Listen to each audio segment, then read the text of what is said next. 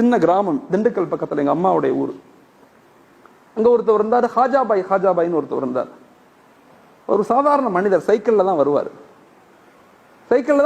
நாங்க எல்லாரும் அவர் வருவாரு, ஃபுல்லா பாத்ரூம் எல்லாம் கிளீன் பண்ணுவாரு. காசு யார்ட்டையும் கேட்க மாட்டார், அவரா கிளீன் பண்ணுவாரு. பள்ளிவாசல கூட்டுவாரு. வெளியே இருந்து யாராவது தொழுகைக்கு வந்தாங்கன்னா அவங்க காரெல்லாம் கழுவி விடுவாரு. யாராவது கொடுத்தா வாங்கிக்குவார், யார்ட்டையும் கேட்க மாட்டார் அவர்.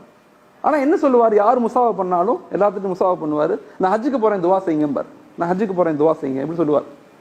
நான்லாம் அப்ப ஓதுற காலம், சின்ன பிள்ளை. அப்ப நாங்கெல்லாம் சின்ன பசங்கள்லாம் அவரை கேலி பண்ணுவோம். ஹஜா பாய் எப்ப ஹஜ்ஜுக்கு போறீங்க, எப்ப பாஸ்போர்ட்லாம் எப்ப, இந்த வந்துடும், அடுத்த வாரம் பாஸ்போர்ட் வந்துடும், அடுத்த வாரம் டிக்கெட்லாம் வந்துடும், போயிடுவேன் அப்படின்னு சொல்லுவார். எப்ப கேட்டாலும் இதான் சொல்லுவார். நான் அப்புறம் ஓதி எல்லாம் முடிச்சு பெரிய பிள்ளை ஆயிட்டேன். பட்டமெல்லாம் வாங்கின பிறகு நான் ஊருக்கு போறேன். ஊருக்கு போய் முத்தவல்லியை சந்திக்கும் போது யதார்த்தமா கேட்கிறேன், முத்தவல்லி சாப் ஹாஜாபாயை காணாம எங்கன்னு கேட்டேன். ஹாஜாபாயை காணன்னு அவர் அழுதார், முத்தவல்லி அழுதாரு. நான் கேட்டேன், ஏன் ஹாஜியார் அழுகுறீங்கன்னு கேட்டேன். மொரானா ஹாஜாபாய் மௌத்தா போயிட்டாரு அப்படின்னு சொன்னார். அப்படியா? அங்க பெரிய ஷாக்கெல்லாம் இல்லை. மௌத்தா போயிட்டாருன்னா மௌத்தா போதானே செய்வாங்க, மௌத்தா ஆயிட்டா அப்படியா, அதுக்கு ஏன் அழுகுறீங்கன்னு கேட்டேன். சொன்னாரு, மொரானா எங்க மௌத்தானாரு தெரியுமா, மக்கால போய் மௌத்தா போனாரு. எங்க மௌத்தானாரு, காபால போய் மௌத்தா இருக்கு.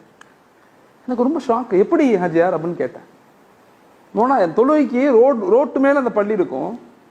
மக்கள்லாம் தொழுகைக்கு வருவான் காரை நிப்பாட்டிட்டு. ஒரு ஆள் தொழுகைக்கு வந்திருக்காரு, காரை நிப்பாட்டு தொழுகைக்கு வந்திருக்காரு.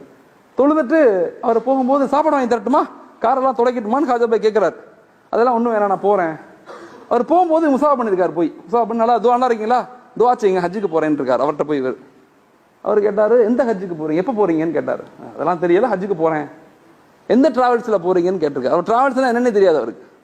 இந்த கார்ல வந்தார்ல, இவர் டிராவல்ஸ் நடத்துறவர், இவர் எல்லாத்தையும் ஹஜ்ஜுக்கு அனுப்புறவர். முத்தவல்லியை கூப்பிட்டு கேட்டோடனே இப்படி சொன்னோடனே ஒண்ணுமே செய்யல வந்தவர். ஹாஜாபாய் உங்கள்ட்ட பேக் இருக்குதா அப்படின்னு கேட்டார். எனக்கு ஒண்ணுமே இல்லை. ஒன்று பேக்கை வாங்கி 2 ட்ரெஸ்ஸை வாங்கி என் கூட வர்றீங்களான்னு கூட்டு போயிட்டார் அவர். நான் போய் அவரை சந்திச்சேன், திண்டுக்கல்ல ஹஜ் சர்வீஸ் வச்சிருக்காரு. நான் அவரை போய் சந்திச்சேன். ஹாஜாபாய் ஊருன்னு அவர் அழுகிறார். நான் ஆயிரக்கணக்கான பேர்த்த ஹஜ்ஜுக்கு கூட்டு போயிருக்கிறேன், இவரை மாதிரி ஒரு மனிதரை நான் பார்த்ததில்லை. எல்லாம் முடிஞ்ச பிறகு லுஹருடைய தொழுகை, காபாக்கு வர்றோம், தொழுகிறோம், சஜிதாலே மௌத்தா போயிட்டார். எவ்வளவு பெரிய வாய்ப்பு, அவர்கிட்ட ஒண்ணுமே இல்லை, ஓட்ட சைக்கிள் மட்டும்தான் இருந்துச்சு. ஆனா அல்லாஹ் அவரை எங்க கொண்டு போயிட்டான். சில பேர் 50 உம்ரா செய்யறோம், 50 உம்ரா, மௌத்து அங்க ஆகணும்னு. மௌத்து கிடைக்கல, இங்க வந்தா மௌத்து ஆகும். 10 ஹஜ் செய்யறாங்க, அங்க மௌத்தா போகணும்னு. வாய்ப்பே இல்லை, இங்க வந்துதான் மௌத்து. மனிதர்களை யாரையுமே இவங்க தாழ்ந்தவங்க உயர்ந்தவங்க நினைக்காதீங்க. எல்லாரும் உலகத்துல எல்லாரும் உயர்ந்தவங்க தான், எல்லாம் நல்லவங்க தான். மற்றவங்கள நல்ல நிலைகள்ல பாருங்க. 4 ஆட்ரிபியூட்ஸை வாழ்க்கையில உருவாக்கி கொள்ளுங்க. 4 தன்மைகளை நம்ம வாழ்க்கையில இன்றைய கால சூழ்நிலையில உருவாக்கணும். மக்கள்கிட்ட அன்பா பேசுங்க, அதிகாரமா பேசாதீங்க. அன்பா பேசுங்க, பொலைட்டா பேசுங்க. மனைவிட்ட, குழந்தைகள்கிட்ட, நண்பர்கள்ட்ட, எம்ப்ளாய்ட்ட, யார்கிட்டையுமே அதிகார தோரணை வரக்கூடாது. என் கண்கள்ல, என் நடையில, என் ட்ரெஸ்ல, என் பேச்சுல. அழகா இருக்கலாம், நல்ல ட்ரெஸ் போடுங்க, அழகா இருங்க, சுருமா போடுங்க, அத்தர் போடுங்க, எல்லாம் இருங்க. ஆனா எந்த நிலையிலும் அதிகாரம் நம்மள்கிட்ட வெளியாக கூடாது. பொலைட்னஸ் தான், சாதாரணமா நம்ம இருந்துக்கணும். நம்ம எல்லாரும் ஒரு மலம் சுமக்கிற உடல். மௌத்தா போனா, நான் மௌத்தாயிட்டேன்னு வச்சுக்கோங்களேன், என்னை என் பேர் கூட சொல்ல மாட்டீங்க, ஹலீல்னு சொல்ல மாட்டீங்க. ஜனாசாவை எப்போ எடுக்கிறீங்கன்னு தான் கேட்பீங்க. என் பேர் கூட மாறிடும், ஜனாசா. ஒரே வருஷத்துல என் மனைவி மக்கள்லாம் என்னை மறந்துடுவாங்க. அவ்வளவுதான் அந்த உலக வாழ்க்கை. அதனால அன்பை வெளிப்படுத்துங்க, அன்பா நல்ல சிந்தனைகளை பேசுங்க, பாசிட்டிவா பேசுங்க. யாரையும் வெறுக்காதீங்க. அல்லாஹ் நம்மளை வெறுத்துட்டா எவ்வளவு பாவம் செய்யறோம். அடுத்தவங்களுடைய அதிகாரமா நடந்துக்கும் போது நம்மள்ட்ட அல்லாஹ் அதிகாரமா நடந்தா என்ன நடக்கும், உலகத்துல வாழ முடியாது. அதனால முதல்ல அன்பாக நடந்து கொள்ளுங்க. யாரையுமே பெருசா தயவு செய்து அதிகார தோரணையில உங்களை குறைகளை முன்னெடுத்தாதீங்க. இந்த குறைகளுக்கு பின்னால போனவங்களுக்கு நல்ல மௌத்து வந்ததாக சரித்திரம் இல்லை. யாருடைய குறைகளையும் யோசிக்காதீங்க. எல்லாரும் நல்லவங்க தான், அவங்கவுங்க திரையிலிருந்து அவங்கவுங்க இருக்கிறாங்க. யாரையும் தப்பா நினைக்காதீங்க. 2வது, மக்களை அக்செப்ட் பண்ணிக்கங்க, ஏற்றுக்கொள்ளுங்க. உலகத்துல எல்லாரும் ஒரே மாதிரி இருக்க மாட்டாங்க. நம்ம நினைக்கிற மாதிரி உலகத்துல யாருமே கிடையாது. என் மனைவி நான் நினைக்கிற மாதிரி இருக்க மாட்டாங்க, நம்ம குழந்தைங்க நம்ம நினைக்கிற மாதிரி இருக்க மாட்டாங்க. எல்லாரும் அவங்கவங்கள மாதிரி தான் இருப்பாங்க. எல்லாரும் அவங்கவங்களுக்கு ஒரு ஆசை, அவங்கவங்களுக்கு ஒரு கோல் செட்டிங் எல்லாமே இருக்கும். அதனால எல்லாத்தையும் ஏற்றுக்கொள்ளுங்க. அல்ஹம்துலில்லாஹ் ஏற்றுக்கொள்ளுங்க.